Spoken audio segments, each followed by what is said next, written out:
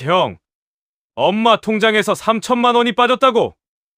그건 요양원 계약금이야. 형, 마음대로 왜 써? 이번 영상에서는 75세 치매에 걸린 어머니의 간병비와 돌봄 문제로 생긴 자식들의 갈등을 주제로 이야기를 들려드리려고 합니다. 그날 형제의 목소리가 거실을 갈랐습니다. 간병비, 돈, 그리고 죄책감. 누구도 나서지 못했고 어머니는 말없이 창밖을 바라보셨습니다. 그 눈동자 속엔 이미 낯선 바다가 번지고 있었지요. 하지만 아무도 몰랐습니다.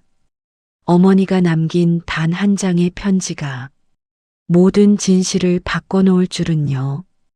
간병비를 둘러싼 형제의 싸움, 그리고 어머니의 마지막 편지.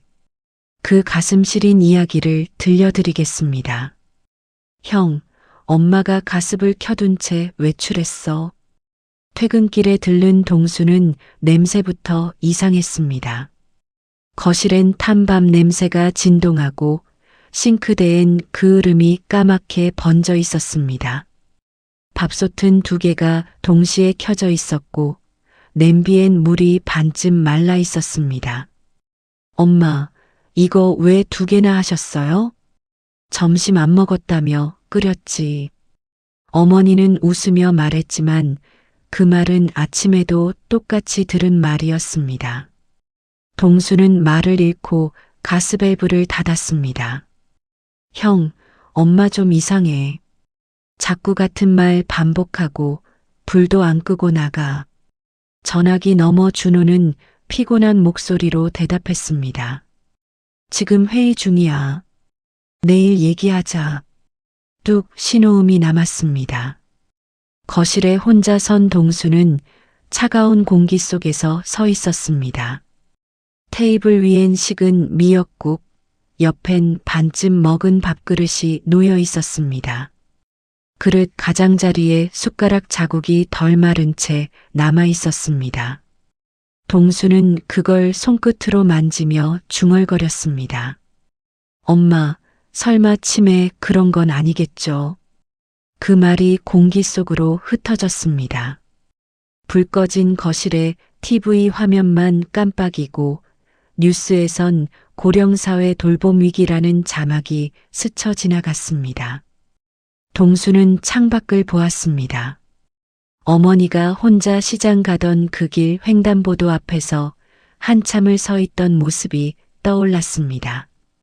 그는 핸드폰을 들었다가 다시 내려놓았습니다. 형도 바쁘고 형수님도 일하니까 내가 챙겨야 하나. 그 순간 부엌에서 틱 소리가 났습니다. 가스불이 다시 돌아갔습니다. 동수는 급히 달려가 불을 끄고 떨리는 손으로 가스밸브를 잠갔습니다. 심장이 빠르게 뛰었습니다. 이제 진짜 큰일이구나. 그는 한참 동안 부엌 문턱에 기대 섰습니다. 그날 밤 어머니의 방문 틈으로 희미한 불빛이 새어나왔습니다. 어머니는 작은 수첩에 무언가를 적고 있었습니다. 내일은 아들들이랑 점심 먹기. 그 글씨가 삐뚤었지만 마음은 곱게 남아 있었습니다. 어머니, 요즘 자꾸 깜빡하시죠? 하얀 진료실. 의사의 질문에 어머니는 멋쩍게 웃으셨습니다. 나이 들면 다 그렇죠, 뭐. 의사는 조심스레 MRI 사진을 돌려 보여주었습니다. 뇌의 해마 부위가 위축돼 있습니다. 초기 알츠하이머로 보입니다. 그 말에 시간이 멈춘 듯 했습니다.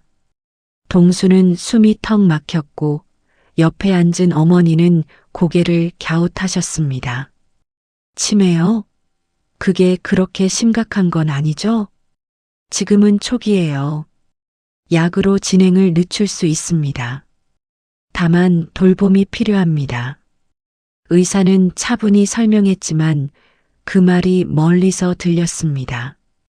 동수의 눈앞엔 며칠 전 타버린 냄비와 불안하게 웃던 어머니 얼굴이 스쳤습니다.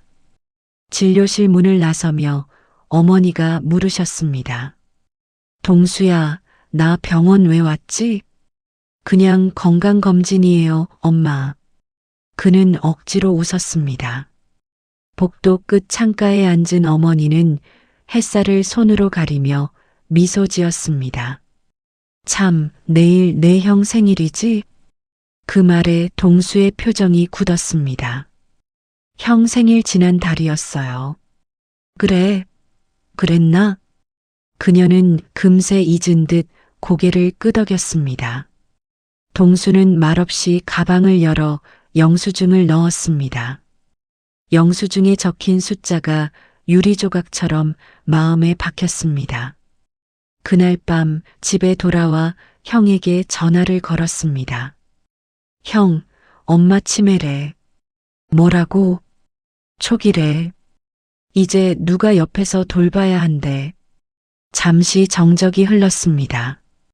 일단 내가 퇴근하고 얘기하자. 뚝 전화가 끊겼습니다. 동수는 불 꺼진 거실에서 혼잣말처럼 중얼거렸습니다. 엄마, 이제 나 어떡하죠? 테이블 위엔 병원 리플렛이 펼쳐져 있었습니다. 치매는 가족의 병입니다라는 문구가 붉은 글씨로 박혀 있었습니다. 그 글씨가 심장에 찍힌 듯 지워지지 않았습니다. 며칠은 제가 모실게요. 식탁 위에 진료서가 놓여 있었습니다. 수진이 조용히 말을 꺼냈습니다. 어머님 밥 챙기고 약은 제가 드리면 되죠. 삼촌은 영상 편집일 많으시다니까. 그녀의 말에 준호가 안도한 듯 고개를 끄덕였습니다. 미안하다, 수진아. 잠깐만 부탁할게. 그날부터 수진의 하루는 달라졌습니다. 새벽 5시 아이 도시락을 싸고 6시엔 어머니 약을 챙겼습니다. 수진아, 나 밥 먹었나? 드셨어요, 어머니. 아까 드셨잖아요.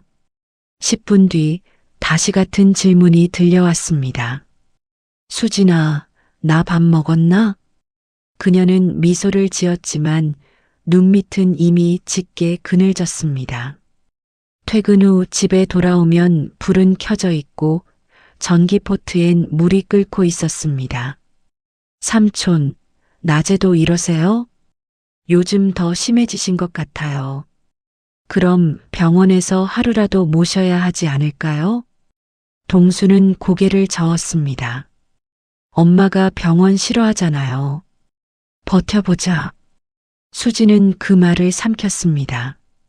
밤새 10번 깨고 새벽 4시에 어머니가 불 켜는 소리에 일어났습니다. 어머님, 아직 새벽이에요. 아니야, 아침이야. 해 떴잖아. 창밖엔 가로등 불빛뿐이었습니다. 그녀는 피곤한 눈으로 가스밸브를 잠그며 중얼거렸습니다. 나도 사람인데. 다음 날 학원에서 수업하다가도 어머니 생각이 떠올라 집중이 안 됐습니다. 강의가 끝난 뒤 가방 속 휴대폰 알림이 울렸습니다. 어머님, 식사 안 하신 것 같아요. 간병 앱 알림이었습니다. 그녀는 주저앉아 한숨을 쉬었습니다. 사랑으로만 돌보긴 어렵네요. 집에 돌아온 밤 거실 조명이 깜빡이며 그녀의 그림자를 길게 느렸습니다. 주방 쪽에서 불 켜지는 소리가 또 들렸습니다. 그녀는 주저하다가 불을 끄고 어머니 방 문틈을 보았습니다. 어머니는 작은 수첩을 들고 웃고 계셨습니다. 내일은 손녀랑 학교 가기. 그녀는 그 글씨를 보고 눈물이 핑 돌았습니다. 어머니, 그건 10년 전 이야기예요. 속삭이듯 말하며 불을 끄지 못한 채 문을 닫았습니다. 이제 나도 한계예요. 수진이 밥상을 치우다 젓가락을 내던졌습니다. 밤마다 불 켜시고 냄비 태우고 새벽엔 옷장 정리하세요. 아이 학교 챙기고 수업 준비까지 하려니까 몸이 버티질 못하겠어요. 준호는 피곤한 얼굴로 안경을 벗었습니다. 조금만 더 버텨봐. 어머니가 원래 그러신 분 아니잖아. 조금만 그게 벌써 3달째예요. 동수가 말을 보탰습니다. 형수님, 그래도 어머니시잖아요. 알아요, 삼촌. 저도 어머니라고 부르잖아요. 근데 저도 사람이에요. 사랑으로만 돌보긴 어렵다고요. 그녀의 목소리가 떨렸습니다. 준호는 의자를 밀치며 일어섰습니다. 다들 왜 나만 원망해? 나도 회사에서 스트레스 받아 죽겠는데. 형, 회사 핑계 그만해. 엄마가 형 어릴 때 어떻게 키웠는데. 야, 너는 쉬니까 쉽게 말하지. 돈은 누가 벌어오는데. 두 사람의 목소리가 겹치며 방 안 공기가 얼어붙었습니다. 그때 간병인 박명자가 조용히 끼어들었습니다. 두 분 다 힘드시죠? 제가 전에 모시던 집도 이랬어요. 며느리 혼자 돌보다가 쓰러졌고 그때야 가족이 서로 붙잡았죠. 박명자의 목소리는 낮고 담담했습니다. 치매는 한 사람의 병이 아니라 가족 모두의 병이에요. 누가 돌보느냐보다 얼마나 버틸 수 있느냐가 문제죠. 준호는 고개를 떨궜고 동수는 입술을 깨물었습니다. 수지는 울음을 참지 못하고 뒤돌아섰습니다. 어머니 밥상 보면서 매일 울어요. 죄책감도 두려움도 같이 와요. 그 말에 어머니가 문틈으로 얼굴을 내밀었습니다. 왜 그래? 나 때문에 또 싸우니? 세 사람은 동시에 말문이 막혔습니다. 나 괜찮다. 다들 힘들면 나 요양원 가면 되잖아. 그 한마디에 방 안 공기가 멎었습니다. 누구도 대답하지 못했습니다. 수지는 그 자리에서 눈물을 흘렸고 준호는 두 손으로 얼굴을 감쌌습니다. 동수는 아무 말 없이 어머니를 바라보다가 겨우 한마디 했습니다. 엄마, 그런 말 하지 마. 그러나 이미 균열은 시작되었습니다. 그럼 요양원 생각해보자. 수진의 목소리는 조용했지만 단단했습니다. 그녀는 식탁 위에 젓가락을 내려놓고 손끝을 떨고 있었습니다. 아이도 돌봐야 하고 학원도 나가야 하고 어머님 밤마다 깨시니까 저 혼자선 더는 못 버텨요. 동수가 자리에서 벌떡 일어났습니다. 형수님, 그건 너무하잖아요. 엄마 아직 그렇게까지. 삼촌, 죄송해요. 저도 어머니 사랑해요. 하지만 매일 같은 하루가 지옥이에요. 그녀의 눈에 눈물이 맺혔습니다. 잠이 1시간도 안 와요. 아이는 혼자 울고 있고 수업 시간에도 자꾸 졸아요. 저도 사람입니다. 그 말에 준호는 말없이 고개를 숙였습니다. 나도 알아. 수진이 힘든 거. 그럼 형이 쉬어. 형이 좀 돌봐. 동수의 말에 준호가 날카롭게 쏘아붙였습니다. 너는 쉬니까 그런 말이 나오지. 월세라도 내봤어? 두 사람의 말이 부딪히며 공기가 찢어졌습니다. 그때 간병인 박명자가 낮은 목소리로 말했습니다. 제가 전에 모시던 어르신 댁도 그랬어요. 며느님이 혼자 돌보다가 쓰러졌죠. 요양원은 벌이 아니라 잠시 쉬어가는 겁니다. 그 말에 모두의 시선이 바닥으로 떨어졌습니다. 동수는 숨을 삼키며 중얼거렸습니다. 그래도 엄마를 보내는 건 아니잖아요. 수지는 고개를 떨궜습니다. 보내는 게 아니라 잠깐 맡기는 거예요. 그래야 다시 버틸 수 있죠. 그때 방문이 살짝 열리며 어머니의 목소리가 들렸습니다. 그래, 나 거기로 가마. 나 때문에 싸우지 말아라. 모두가 고개를 들었습니다. 그녀는 미소를 지었지만 손끝은 떨리고 있었습니다. 요양원 밥 괜찮다더라. 그 말에 세 사람의 눈물이 동시에 고였습니다. 준호는 주먹을 쥐었고 동수는 입술을 깨물었습니다. 누구도 안 된다는 말을 하지 못했습니다. 식탁 위의 밥은 식어가고 거실 시계 초침만 소리를 냈습니다. 지옥 같은 하루가 그렇게 결정되어 버렸습니다. 봄비가 내리던 날 요양원 앞 하얀 벚꽃잎이 빗물에 젖어 땅에 붙어 있었습니다. 어머니는 휠체어에 앉아 우산을 들고 있었습니다. 괜찮다. 여긴 공기 좋다. 그 말에 동수의 가슴이 무너졌습니다. 수지는 조용히 어머니 무릎 담요를 펴주며 속삭였습니다. 어머님, 밥은 정해진 시간에 나오니까 걱정 마세요. 그녀의 손끝이 떨렸습니다. 준호는 어머니의 서류에 서명하며 고개를 숙였습니다. 엄마, 금방 나을 거야. 잠시만 계세요. 그래, 나 금방 나을 거다. 어머니는 웃었지만 눈동자가 흔들렸습니다. 직원들이 휠체어를 밀자 동수는 재빨리 앞으로 나섰습니다. 잠깐만요. 제가 밀게요. 비에 젖은 아스팔트 위로 바퀴가 미끄러지며 소리를 냈습니다. 입구 앞에서 어머니가 돌연 손을 들어 말했습니다. 동수야, 울지 마라. 울면 내가 더 슬프다. 그 말에 동수는 고개를 숙였습니다. 눈물이 우산자락을 타고 떨어졌습니다. 수지는 뒤돌아 울음을 참으며 걸었습니다. 저도 죄송해요. 어머니 정말 죄송해요. 어머니는 그녀를 향해 손을 흔들었습니다. 괜찮다. 너도 내 딸이다. 그 한마디가 빗소리 속으로 흩어졌습니다. 준호는 아무 말 없이 뒤돌아섰습니다. 자동문이 닫히며 삐하는 소리가 울렸습니다. 그 순간 세 사람의 그림자가 유리문에 겹쳤습니다. 누구도 서로의 눈을 보지 못했습니다.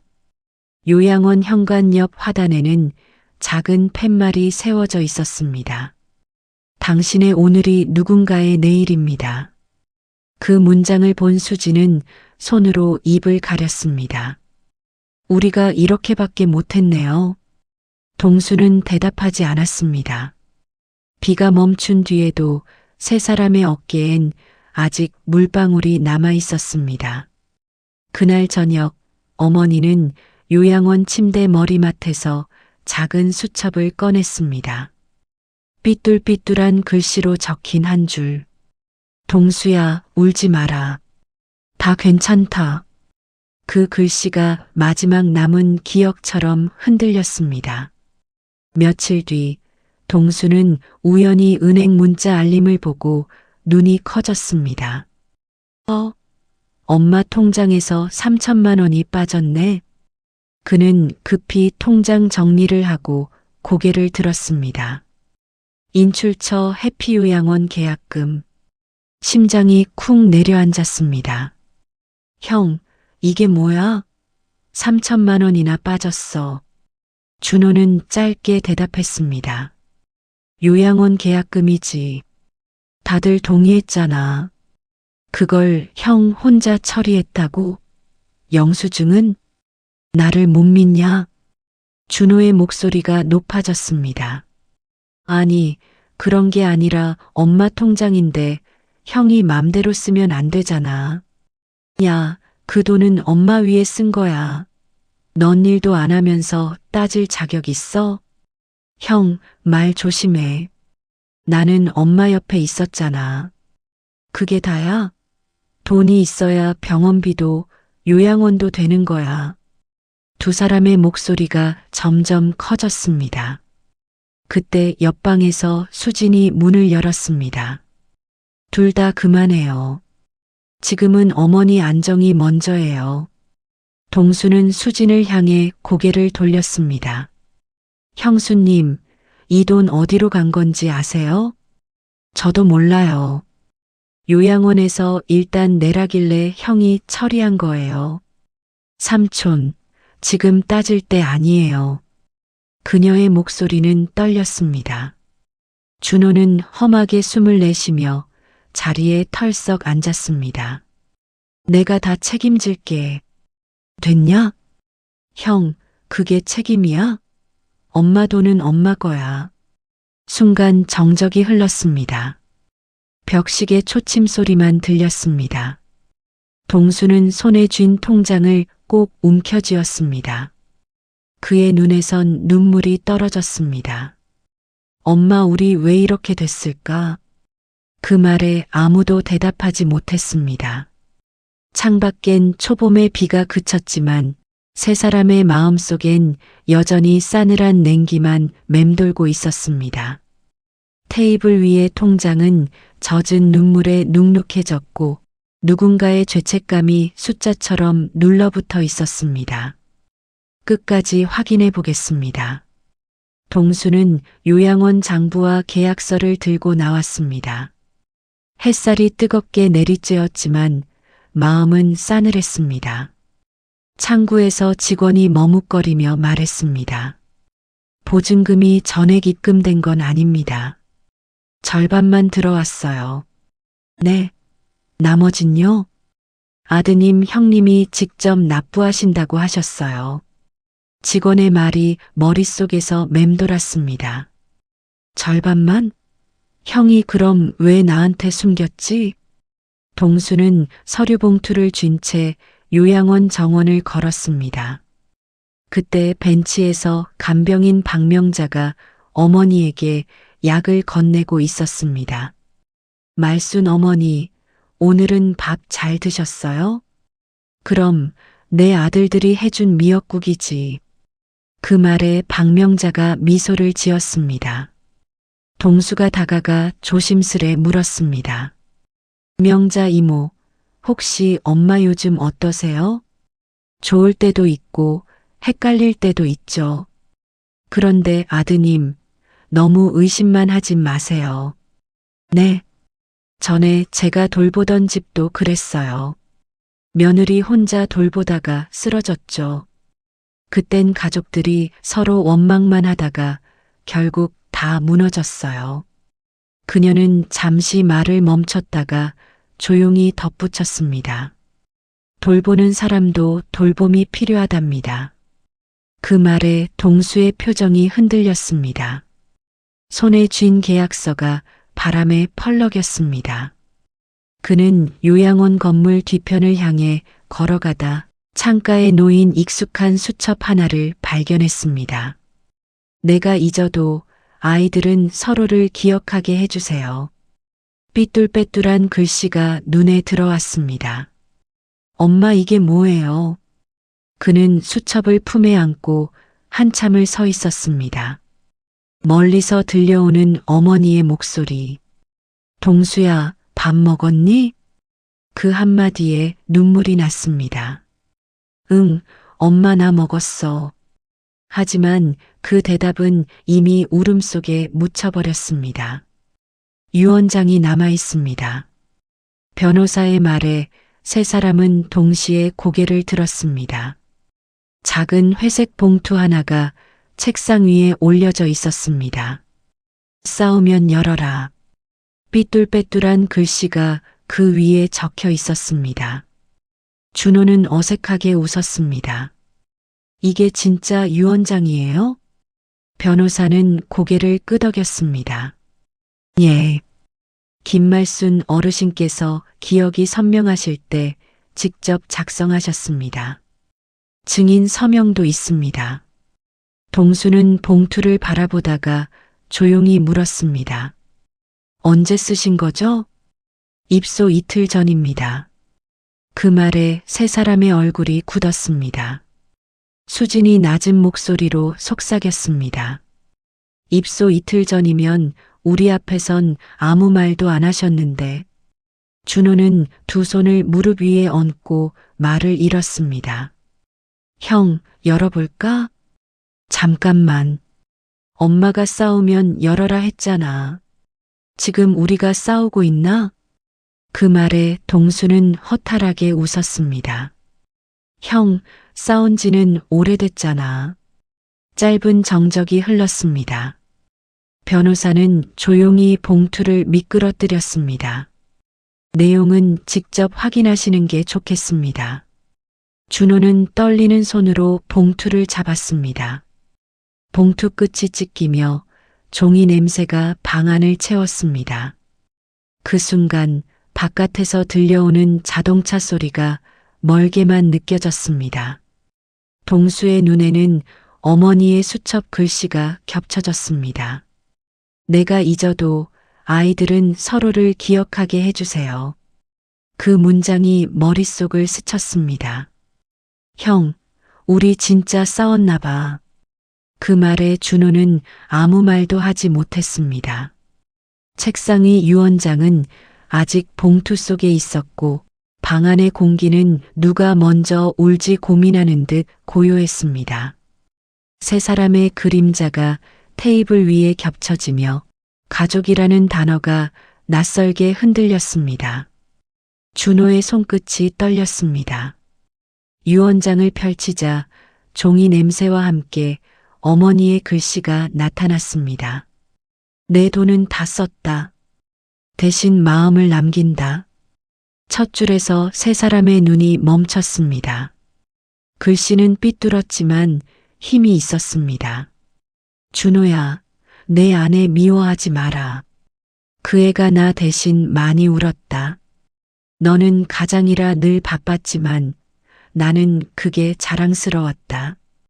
준호의 눈가가 벌겋게 달아올랐습니다. 동수야, 의심이 깊을수록 내가 더 아플 거다.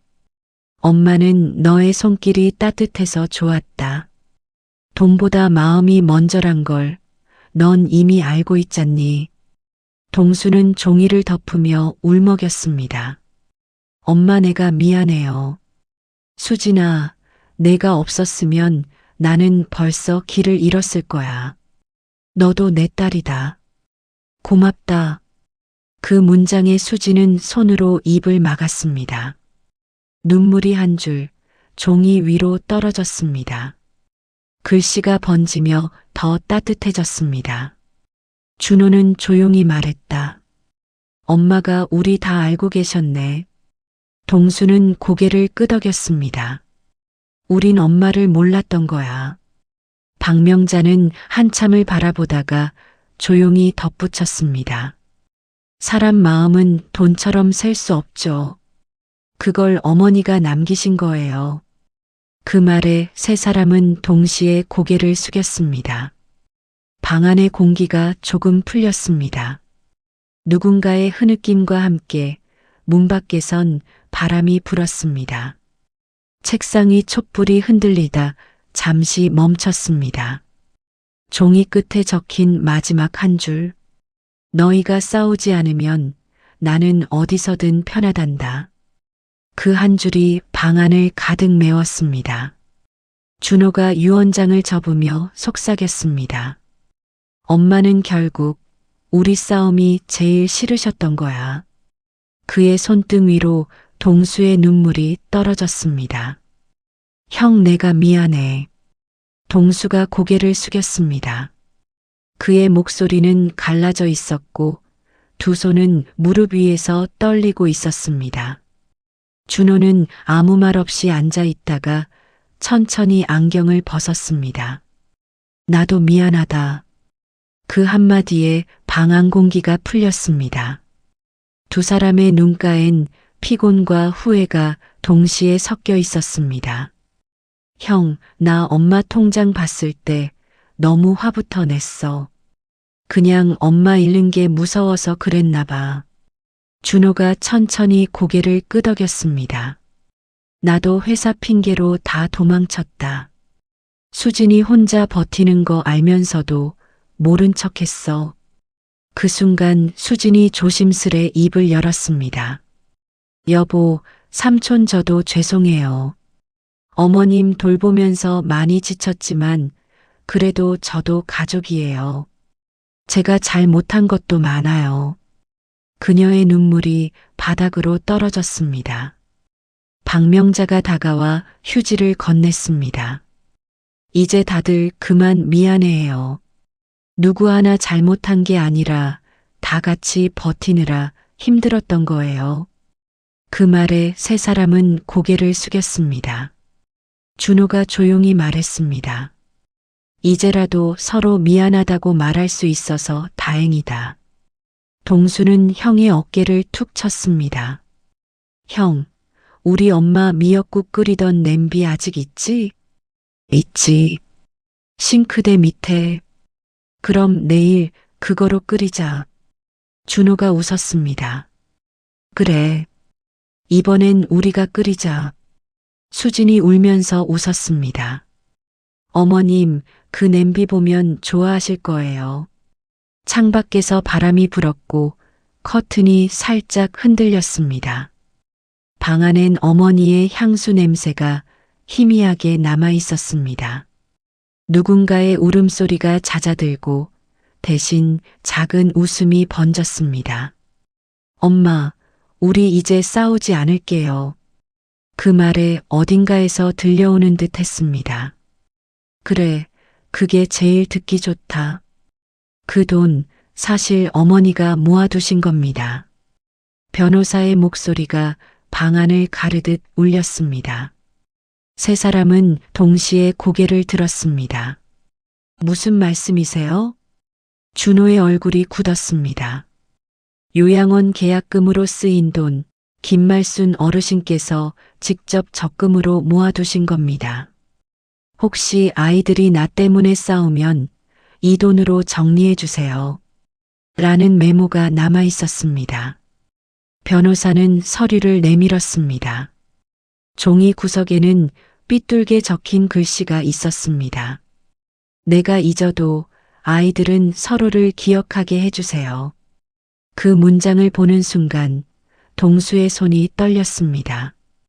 형, 이거 엄마 글씨야. 준호는 눈을 감았습니다. 엄마가 우리 싸움까지 미리 알고 계셨네. 수진이 손으로 입을 막았습니다. 눈물이 멈추질 않았습니다. 어머님이 저희 때문에 그런 돈까지 모으셨다니. 박명자는 고개를 끄덕이며 말했다. 그게 부모죠. 자식이 싸울 걸 미리 알고도 그 싸움의 값까지 대신 내주는 사람. 그 말에 방 안이 조용해졌습니다. 준호는 고개를 숙인 채 말했습니다. 형수, 동수야, 이제 그만하자. 엄마가 이런 마음으로 떠나셨는데 우린 더 이상 부끄럽게 살면 안 돼. 동수가 눈물을 훔치며 대답했습니다. 그래, 형. 이젠 싸우지 말자. 엄마가 남긴 건 돈이 아니라 우리가 가족이라는 거였네. 그 순간 창문 밖에서 빗방울이 떨어졌습니다. 짧은 봄비였지만 어딘가 따뜻했습니다. 수지는 두 손으로 유언장을 감쌌습니다. 어머님 고맙습니다. 이제 진짜 가족으로 살게요. 변호사가 조용히 문을 닫고 나갔습니다. 남은 건 세 사람의 울음뿐이었습니다. 그러나 그 울음은 슬픔이 아니라 비로소 시작된 화해의 울음이었습니다. 오늘 엄마 미역국 끓이자. 동수가 조심스레 말을 꺼냈습니다. 어머니가 자주 끓이던 냄비가 싱크대 밑에서 삐걱이며 나왔습니다. 준호가 말없이 물을 채웠고 수지는 미역을 불렸습니다. 삼촌, 미역 불리려면 이 정도면 되죠? 네, 형수님. 예전보다 조금 더요. 엄마는 진한 국을 좋아하셨어요. 세 사람의 손길이 어색하게 부딪혔지만 금세 익숙해졌습니다. 국물이 끓기 시작하자 김이 천천히 올라왔습니다. 이 냄새 엄마 집 냄새다. 준호의 눈에 눈물이 고였습니다. 수진이 젓가락으로 간을 봤습니다. 조금 싱겁네요.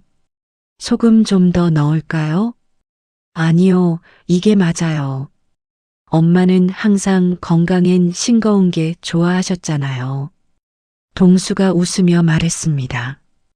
박명자가 부엌 문가에서 그들을 바라보다가 미소를 지었습니다. 이제 제대로 가족이 됐네요. 그녀의 말에 세 사람은 잠시 멈춰 서로를 바라보았습니다. 형, 이거 끓고 나면 어머니 계셨던 요양원에도 조금 가져다 드릴까? 준호가 고개를 끄덕였습니다. 그래. 그분들도 엄마가 해준 국처럼 따뜻하게 드셨으면 좋겠다. 국그릇에서 김이 피어오르며 천천히 식탁 위로 퍼졌습니다. 수진이 조심스레 숟가락을 들었습니다. 어머님 드세요. 오늘은 저희가 끓였어요. 그녀는 그렇게 중얼거리며 눈을 감았습니다. 방 안엔 미역국 향이 가득 퍼졌고 그 향기 속에서 세 사람의 어깨가 조금 더 가까워졌습니다. 창문 밖엔 햇살이 고요히 들어왔습니다. 누군가의 부재가 이제는 그리움이 아닌 따뜻함으로 바뀌고 있었습니다. 식탁 위에 놓인 국그릇이 3개, 그리고 어머니의 빈자리 앞에 4번째 그릇이 놓였습니다. 김이 피어오르며 빛을 머금었습니다. 그 빛이 세 사람의 눈물 위로 번져갔습니다.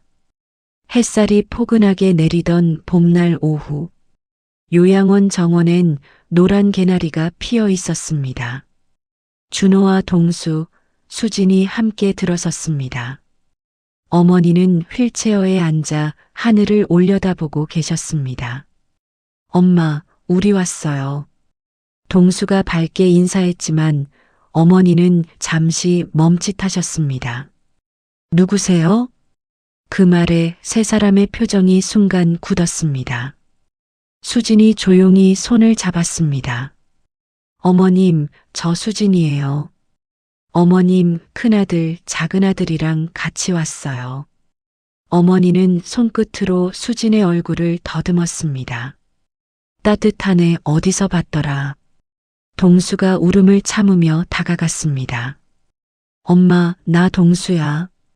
기억 안 나? 잠시 침묵이 흘렀습니다. 어머니가 천천히 그의 손을 잡았습니다. 손이 참 따뜻하다. 그 한마디에 동수의 눈물이 터졌습니다. 엄마, 우리 이제 안 싸워요. 형도, 형수님도 다 같이 왔어요. 어머니의 시선이 흔들리며 멈췄습니다. 그래, 다 같이 왔구나. 준호가 고개를 숙이며 속삭였습니다. 엄마, 그때 못 지켜드려서 미안해요. 괜찮다. 다 괜찮다. 그 목소리가 바람처럼 가볍게 흩어졌습니다. 수진이 손수건으로 어머니 입가를 닦으며 말했다. 어머님, 오늘은 저희가 끓인 미역국 가져왔어요. 미역국? 네, 어머님이 해주셨던 그대로요. 그녀는 조심스레 그릇을 열었습니다. 향긋한 김이 피어올랐습니다. 어머니가 눈을 감고 냄새를 맡으셨습니다. 따뜻하다. 그 한마디가 모든 대답이었습니다. 세 사람의 눈가가 젖었습니다. 햇살이 그들의 어깨를 감쌌고 바람이 어머니의 머리카락을 부드럽게 스쳤습니다. 정원 한켠에서 새 한 마리가 날아올랐습니다. 그 순간 세 사람은 동시에 느꼈습니다. 기억은 사라져도 사랑은 남는다는 걸. 그 사랑이 지금 이 바람처럼 여전히 그들을 감싸고 있다는 걸. 요양원을 나오는 길, 바람이 부드럽게 불었습니다. 노을빛이 요양원 벽을 붉게 물들이고 있었습니다. 세 사람은 아무 말 없이 걷다가 동수가 조용히 입을 열었습니다. 엄마, 우릴 다 알고 계셨네. 준호가 고개를 끄덕였습니다. 그게 엄마였지. 누굴 더 사랑한 적도 덜 사랑한 적도 없었던 분. 수진이 두 사람 사이를 바라보다가 미소를 지었습니다. 어머님 말씀이 맞아요. 부모의 사랑은 항상 공평해요. 그녀의 말에 두 형제가 동시에 멈춰 섰습니다. 멀리서 요양원 창문 하나가 열렸고 안쪽에서 어머니의 하얀 손이 살짝 흔들렸습니다. 엄마. 세 사람은 본능처럼 고개를 들었습니다. 바람에 커튼이 흔들리고 그 뒤로 빛이 스며들었습니다. 준호가 조용히 속삭였습니다. 수진아, 동수야, 우리 이제 후회 없이 살자. 엄마가 남긴 그 마음으로. 그래, 형. 네. 그 짧은 대답 안에 모든 감정이 담겨 있었습니다. 세 사람은 함께 하늘을 바라보았습니다. 구름 사이로 햇살이 길게 내려왔고 그 빛이 그들의 어깨를 부드럽게 감쌌습니다. 박명자가 멀리서 다가와 조용히 인사했습니다. 어르신께선 행복하실 거예요. 자식들이 이렇게 함께 있으니. 그녀의 말에 수진이 눈을 감았습니다. 이제 진짜 괜찮아요. 발걸음을 옮길 때마다 노을빛이 길 위로 번졌습니다. 그 길 끝에서 누군가의 목소리가 들리는 듯 했습니다. 그래, 내 새끼들. 엄마는 늘 거기 있단다. 그 순간 세 사람은 동시에 고개를 들어 하늘을 봤습니다. 하늘엔 구름 사이로 한 줄기 빛이 내려오고 있었고 그 빛 아래에는 눈부신 평화가 있었습니다. 바람이 한 번 더 불었습니다. 누군가의 손길처럼 따뜻하게. 누구의 잘못도 아니었습니다. 단지 너무 오래, 너무 무겁게 사랑했을 뿐이죠. 치매로 기억은 희미해졌지만 어머니의 마음만은 끝까지 또렷했습니다. 부모의 사랑은 언제나 공평합니다. 누가 더 잘했느냐, 누가 덜했느냐가 아니라 그저 모두를 같은 마음으로 품었던 사람. 그게 바로 어머니였습니다. 지금 이 영상을 보고 계신 당신의 마음에도 그분의 따뜻한 손길이 닿길 바랍니다. 시청해 주셔서 감사합니다. 다음 시간에는 또 다른 인생의 이야기로 찾아뵙겠습니다.